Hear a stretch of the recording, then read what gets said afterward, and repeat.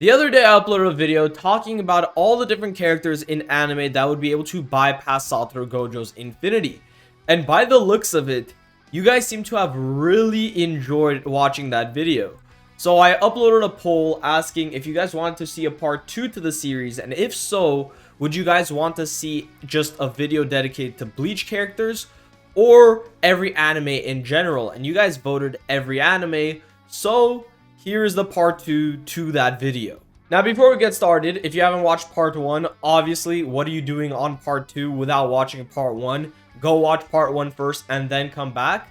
But let's first recap how Gojo's abilities work once more. Gojo's Infinity is his ultimate defense technique. It is the barrier of space that exists between him and his opponent that makes Gojo impossible to reach. Basically, what his Infinity is, it's a finite amount of space divided up into an infinite amount of times, creating an infinite space between Gojo and his own opponent. And on top of this, this ability is completely automatic. So before people start going to the comment section saying that, oh, if you're just faster than Gojo, you'll be able to beat him. No, that is not how it works. Gojo has shown numerous amounts of times that even if he is completely off guard and does not see an attack coming, his Infinity will still be activated. Now, because of Infinity's very unique conditions, that means there are only two main ways to bypass Infinity. One is by having infinite speeds or higher, which allows you to travel an infinite distance.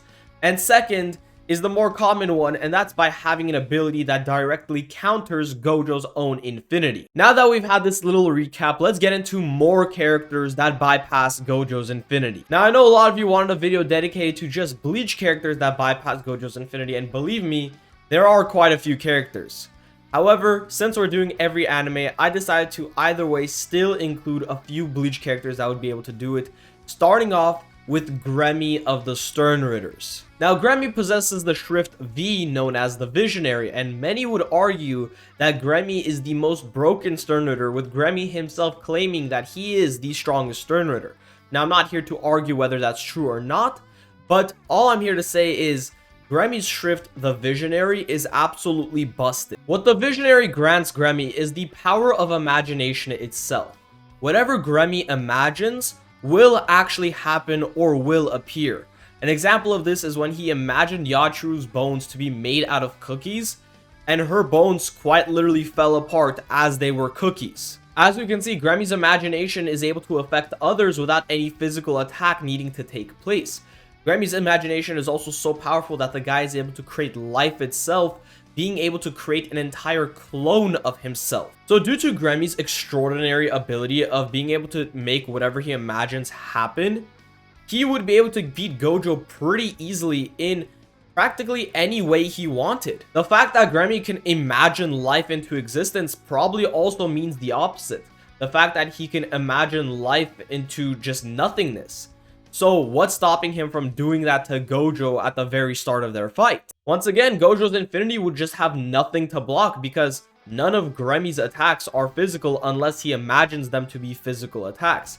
His imagination doesn't operate on a physical level. So Gremmy would quite literally toy around with Gojo as much as he wants. Now, moving on with the list, I have 3 characters all grouped up with one another, and these 3 characters would include Ishiki, Boruto, and Kawaki, from the Boruto verse, quite obviously. Now, the reason why I'm grouping Ishiki, Boruto, and Kawaki all together is because all 3 of them beat Gojo the same exact way, and that's through their usage of portals using SpaceTime ninjutsu. All 3 of these characters are able to create portals into alternate dimensions. However, not only are they capable of creating portals for themselves, but they are also capable of forcefully transporting other people into said dimensions as well, as Boruto did to Ishiki. Now, you might be wondering, how does the ability to create portals possibly beat Gojo?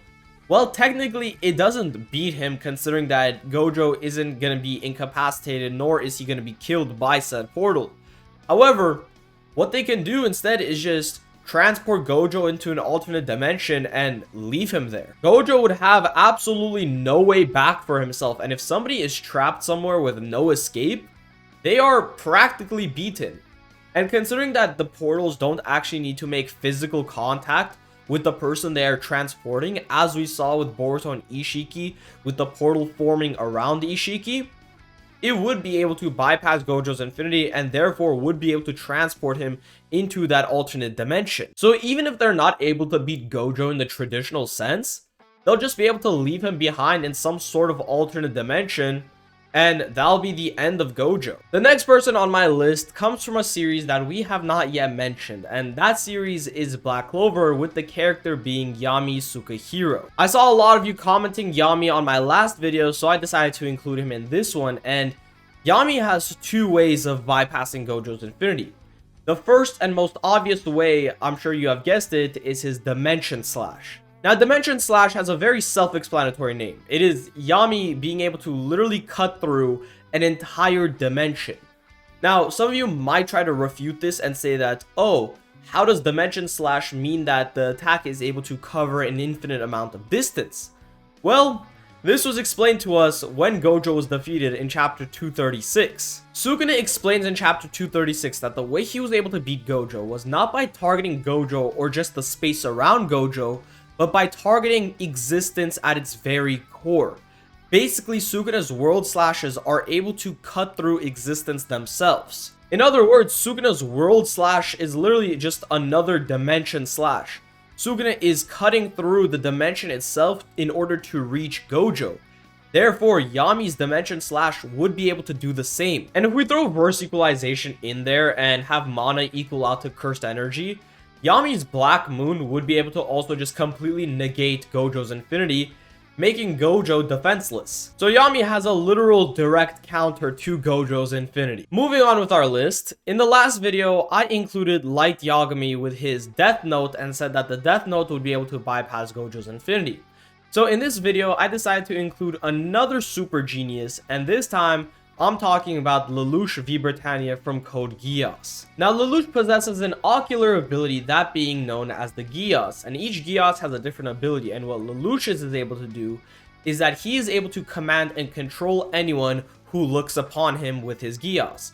Basically, if you watch Naruto and you're familiar with the Sharingan, it's pretty much that, except the mind control is completely unbreakable unless Lelouch breaks it himself. Now, many people in my last video in the comment sections were arguing about illusion techniques not working on Gojo due to the 6 eyes.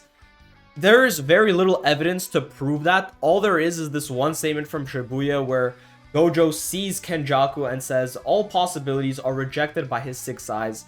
He's real. And a lot of people take this to mean that, oh, illusions also don't work on Gojo. However, there is no concrete evidence saying that illusions would not be able to work. However, even if you argue that illusions don't work, that doesn't really make a difference considering that Lelouch's Geass is just pure mind control and nothing illusion based whatsoever. Now, in a one-on-one scenario, Lelouch would obviously get destroyed by Gojo considering that Gojo is way faster, way stronger, and has way stronger abilities. But as I mentioned previously, Lelouch is a genius and he is one of the smartest characters in all of anime. Best believe the guy would be able to come up with some sort of situation that would allow him to get in front of Gojo and would give him the chance to use Geass on Gojo to place Gojo under his mind control. Now, moving on to the final character of this video, I have Johnny Joestar's Tusk Act 4 from JoJo's Part 7. Honestly, I can dedicate 2 whole videos on just JoJo and Bleach characters that would be able to bypass Gojo's infinity because there are so many characters in both series that would be able to do so. However, for this video, I decided to just pick Tusk Act 4 because I feel like it would be the most interesting one to talk about. Now, it's very safe to say that Tusk does not abide by the normal laws of space, especially when it reaches Act 4 being granted with infinite rotation. Basically, with infinite rotation, Tusk would be able to embody infinite energy, and the reason why this matchup is so interesting is because Gojo uses infinity in a defensive manner. Tusk is able to embody infinity in an offensive manner. So it's 2 complete polar opposite sides going up against one another. This infinite energy that Tusk Act 4 possesses allows him to do very, very weird things, such as moving through stop time. So, as I mentioned earlier, normal laws of space and time do not apply to Tusk Act 4 at all. Now, how would Tusk Act 4 be able to beat Gojo? Well, the thing is, Tusk Act 4 has already battled against a very similar type of ability, that being D4C Love Trait. D4C Love Train was the stand that belonged to the main antagonist of JoJo Part 7, that being Funny Valentine. And what it was able to do was it created a dimensional barrier around Funny Valentine and all of his opponents. Funny Valentine would basically have his own pocket dimension, and the only way you'd be able to reach him is by traveling through dimensions. However, Tusk Act 4 was able to grab this dimensional barrier that existed between Funny Valentine and himself, which should already be impossible to do, and was able to physically pry it open with its bare hands. Now, this is very similar to Yami being able to cut through a dimension. However, this time it's much more impressive considering that Tusk Act 4 is physically ripping through multiple dimensions in order to reach Funny Valentine. And if Dimension Slash is able to get through infinity, best believe Tusk Act 4 would be able to rip up infinity like a piece of paper. So add Tusk and Johnny Joestar onto the list of JoJo characters that would be able to bypass Gojo's infinity. Now, once again, there are many more characters that I have not covered yet because there are just a lot of characters in anime that exist that would be able to bypass Gojo's infinity. So if you guys want a part 3 to this series, let me know. I can also make whole separate videos dedicated to Bleach and JoJo's, as I mentioned previously, because there are a lot of characters from those series that would be able to bypass Gojo's infinity. So definitely let me know what you guys want to see in the future. And with that being said, I hope you guys enjoyed the video. Make sure to like and subscribe. And I hope you all have a great rest of your day. I'll see you guys on the next one.